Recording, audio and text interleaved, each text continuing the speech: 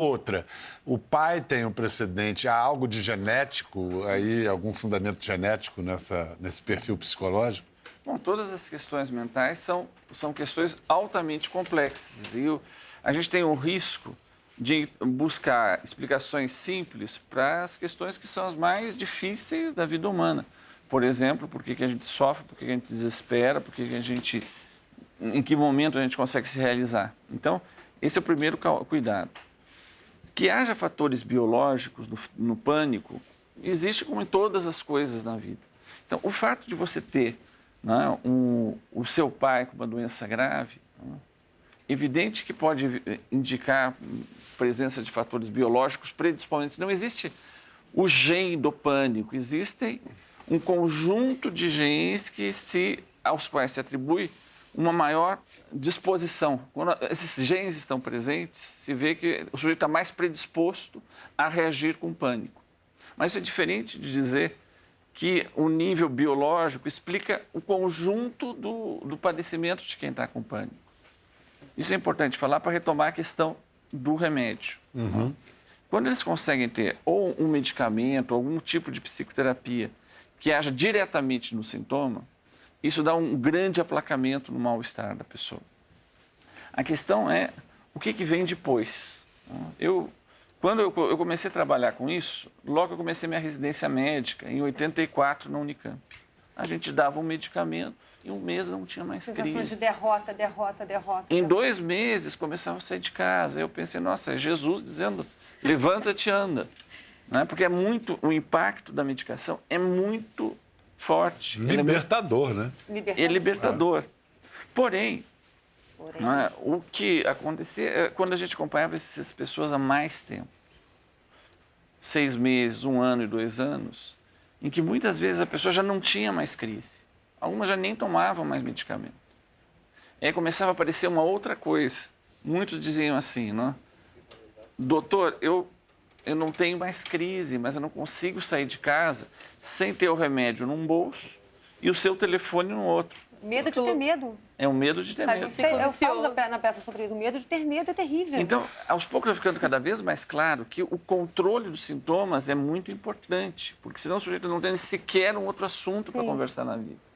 Mas, ao mesmo tempo, num outro momento, se ele tem espaço para isso, começa a surgir essas questões, ele começa a se colocar em questão. O que aconteceu na minha vida, o que me marcou, o que me deixou frágil, que medo que eu tenho, que não é simplesmente da crise, mas o que está implicado nessa crise cuja minha predisposição permitiu que isso eclodisse. Ou seja, não é simplesmente controlar os sintomas, mas que o sujeito possa se interrogar mais profundamente do que está vendo com ele. Uma coisa, é mais comum em mulheres do que em homens? É mais comum em mulheres do que em homens, em todas as estatísticas, né? E por quê? Por quê? Mais uma vez, a gente tem a tentação de dar uma resposta simples para um problema bem complexo. Qual é a vivência, uma das vivências mais brutais do sujeito de pânico? Ele se descobre subitamente que ele pode morrer também, que talvez não tenha garantia nenhuma na vida dele. Ele que achava que o mundo tinha chão, tinha garantia, tinha continuidade, ele descobre subitamente a extensão do seu desamparo. Então, isso muito tem a ver com como é que as culturas constroem para os seus diferentes membros, né? E aí inclui a diferença do sexo. O que é enfrentar, essa experiência do sem chão? O livro do Dr. Mário é Pânico e Desamparo, justamente essa relação que você acaba de... Então, eu fiz esse livro, justamente, para mim a psicanálise tinha entrado em crise na hora que eu vejo a contundência do efeito com a medicação, mas ela retorna no momento que eu começo a ver, escutando esses pacientes, que eles tinham uma história muito mais longa a contar, muito mais extensa, do que simplesmente a dos sintomas em torno do qual eles tinham organizado a vida e a explicação que eles tinham dado para o impasse que eles estavam vivendo. Então, era comum, por exemplo, às vezes eram pessoas muito bem-sucedidas e que, num certo dia, eles, por exemplo, perdem alguém da família. E é justamente aquela pessoa que dava para eles a sensação, o mundo funciona muito bem desde que esse pilar esteja lá. Perde esse pilar, algum tempo depois, desencadeia a crise. Ela começa a continuar por si mesma. Ou seja, é muito... E a vivência que ele tem no pânico é que o que está se passando comigo é incontrolável. Né? Estou sendo tomado. E a gente sente. Essa coisa desamparado, gente. Essa coisa da solidão, do desamparo, Mariana, quando você percebeu que... Como é que você percebeu, viu outros casos que você se sentiu menos sozinha? Quando eu me senti menos sozinha... Que você percebeu que não era só você que tinha isso e se te deu algum consolo. Engraçado, né? Lógico, tive alguns momentos que eu deprimi, lógico, porque você se sente muito mal, né? Você fala, por que comigo? Por quê? Poxa, eu sou tão alegre, eu tô fazendo meu teatro, tô fazendo minhas coisas. Mas eu sempre, depois de uma grande crise, que eu tinha várias por semana, eu pensava, não, amanhã vai ser melhor. Então, eu tinha essa positividade, assim, e não me sentia só. Tem alguma técnica de respiração, alguma coisa que ajude? Eu tenho várias técnicas, Bial. Tipo? Eu tenho mantras que eu vou falando, músicas que eu vou cantando, respiração. Respirou em 8, soltou em... Quando você... Para evitar a crise. Isso quando você sente que está vindo. Quando está vindo, né? A gente vai respirando, né? Porque se manter a tua respiração no nível...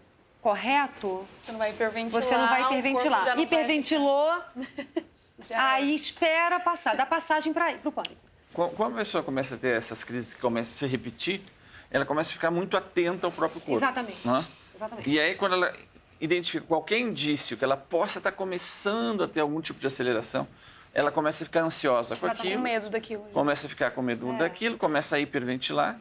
E a hiperventilação acentua esses sintomas. Sim. Então, as técnicas de respiração, elas ajudam a bloquear esse mecanismo, esse gatilho. Acho que até de pensar na situação que está acontecendo, porque você respira mais devagar, você concentra na sua respiração, fala, eu preciso respirar devagar, eu tenho controle sobre o meu corpo, e você vai saindo da situação, estou com medo, você vai indo para uma situação mais de controle mesmo. Não tá. Se você pensa que está passando mal, é a hora que vai... Mariana, você fez uma versão daquele clássico Teresa de Jesus que fala disso, é isso? No espetáculo, a minha personagem, a Malu, ela aborda vários temas da vida, né? É um voo, é a vida, é sobre a vida.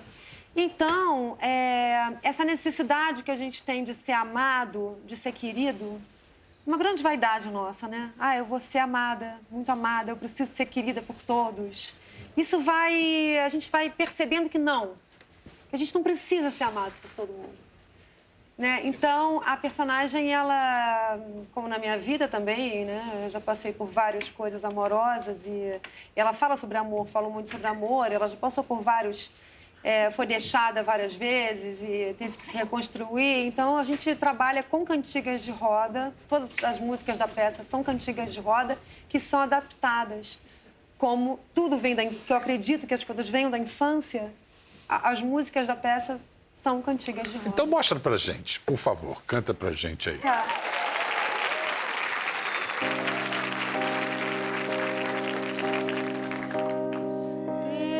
Terezinha de Jesus, de uma queda foi ao chão, acudiram 3 cavaleiros, todos 3 chapéu na mão. O primeiro foi seu pai, o segundo seu irmão, o terceiro foi aquele que a Teresa deu a mão. Me leve embora, me leve embora, me leve embora.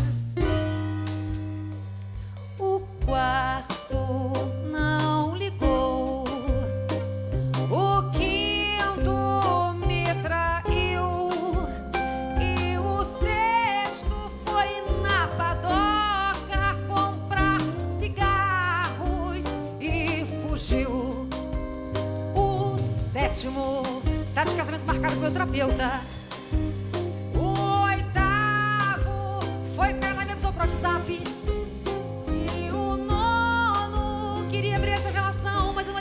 Porque eu não tenho estrutura pra lidar. Não tenho estrutura pra lidar. Não tenho estrutura pra lidar.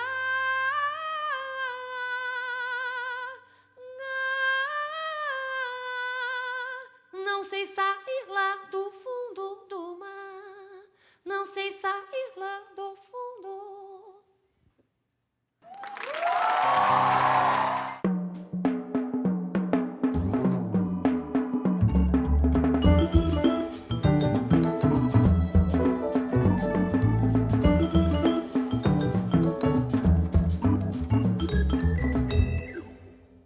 Eu sou a Bisonte